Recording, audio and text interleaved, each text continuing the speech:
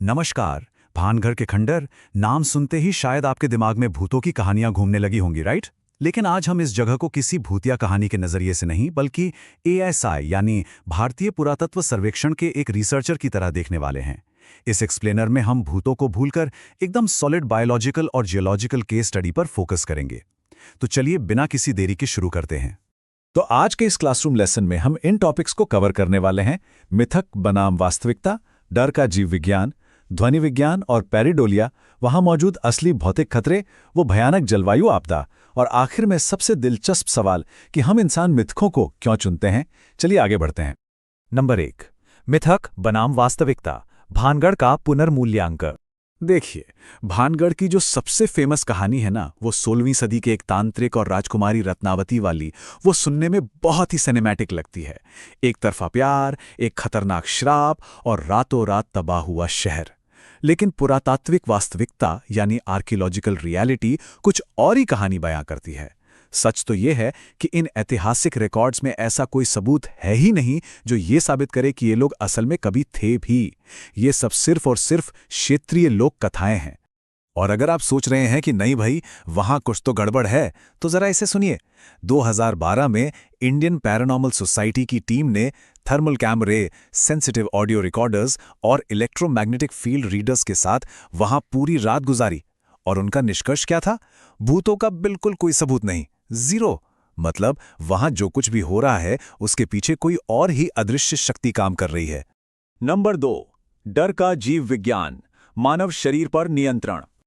अब ये बहुत ही दिलचस्प बात है। अगर वहां भूत नहीं है तो लोगों को इतना डर क्यों लगता है? इसका जवाब है इंफ्रासाउंड। भानगढ़ दरअसल एक हाई रिस्क सिस्मिक जोन में आता है। जमीन के नीचे होने वाली छोटी मोटी हलचलों से लगातार बहुत ही कम फ्रीक्वेंसी के वाइब्रेशंस पैदा होते हैं। ये 20 हर्ट्ज से नीचे की ध्वनि तरंगे होती हैं। हमारे कान इन्हें सुन तो नहीं सकते, लेकिन हमारा शरीर इन्हें भौतिक रूप से यानी फिजिकली महसूस कर सकता है। और यहीं पर विज्ञान अपना असली जादू दिखाता है। 19 हर्ट्ज, ये वो सटीक फ्रीक्वेंसी है जिस पर इंसान की आईबॉल यानी नेत्रगोलक शारीरिक रूप से रेजोनेट करने लगती है, कांपने लगती है।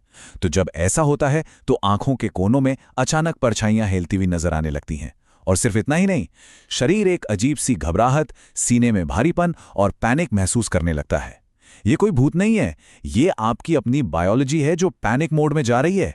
चलिए अब इन कथित भूतिया घटनाओं को जरा लॉजिक के लेंस से देखते हैं। अंधेरे में महिलाओं के रोने की आवाजें, वो दरअसल पास के सरिस्का टाइगर रिजर्व से आने वाले जंगली लकड़बग्गों और तेंदुओं की आवाजें हैं।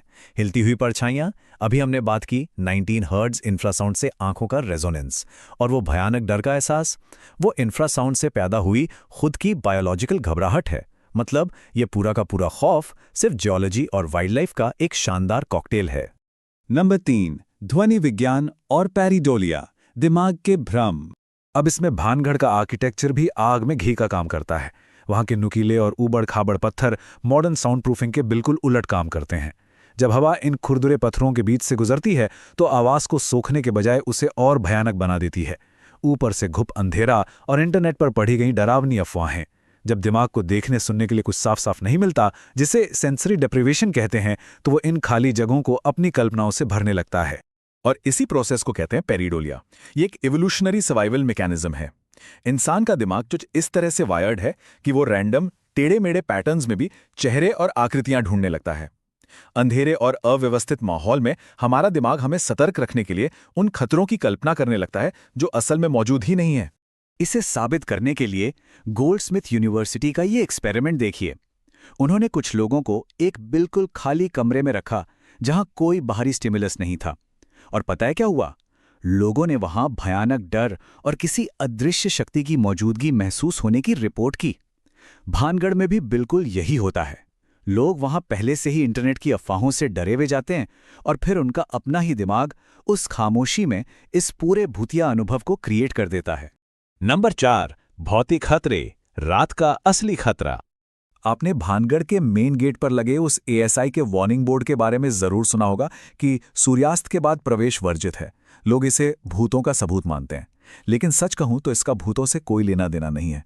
यह विशुद्ध रूप से पब्लिक सेफ्टी की बात है। रात के समय वहां दो बहुत ही असली और जानलेवा खतरे होते हैं। पहला, वो बिना छत वाली जर्जर पत्थर की इमारतें जो कभी भी अचानक गिर सकती हैं, और दूसरा, बगल के टाइगर रिजर्व से आने वाले खूंखार जंगली जानवर। एएसआई आपको भूतों से नहीं बल्कि ग्रेविटी और असली शिकारियों से बचा रहा है। नंबर 5, जलवायु आपदा, एक सामान्य अंत। तो अगर किसी श्राप ने 9000 घरों की इस बस्ती को उजाड़ा नहीं, तो आखिर हुआ क्या था? ऐतिहासिक रिकॉर्ड्स बहुत ही कड़वी और दुखद सच्चाई बताते हैं। 1783 से पहले ये एक बहुत ही संपन्न शहर था, लेकिन फिर आया 1783 का चालीसा अकाल। ये एक भयानक मौसम जनित सूखा था, जिसने इलाके के सारे पानी के स्रोत पूरी तरह सुखा दिए। पीने का पानी न होने के कारण हताश लोगों को मजबूरन अपना घर-बार छोड़कर जाना पड़ा। ये किसी तांत्रिक का श्राप नहीं, बल्कि एक दर्दनाक क्लाइमेट डिजास्टर था। नंबर 6, इंसान मिथकों को क्यों चुनते हैं? आराम का मनोविज्ञान। अब यहाँ एक बहुत ही गहरा सवाल उठता है। ये सच्चाई इतनी सीधी और स्पष्ट है, फिर भी लोग श्राप वाली कहानी क्यों मानते हैं? दरअसल एक जलवायु आपदा बहुत ही रैंडम और अनकंट्रोलेबल होती है। इसे सोचकर हमें डर लगता है कि कल को हमारे साथ भी ऐसा हो सकता है। इसके उलट एक पौराणिक श्राप हमें एक तरह का मनोवैज्ञानिक आराम देता है, क्योंकि उसमें एक साफ साफ विलन है, एक वजह है, और वो इस अव्यवस्थित ब्रह्मांड में एक ऑर्डर या व्यवस्था होने का एहसास दिलाता है। हमारा दिमाग हमेशा पैटर्न्स ढूंढता है। चीज़ों का बिना किसी वजह के होना हमें बिल्कुल पसंद नहीं है। इसलिए हम मिथकों को चुनते हैं, क्योंकि वो हमें उस अज्ञात पर, उस अननोन पर कंट्रोल होने का एक भ्रम देते हैं।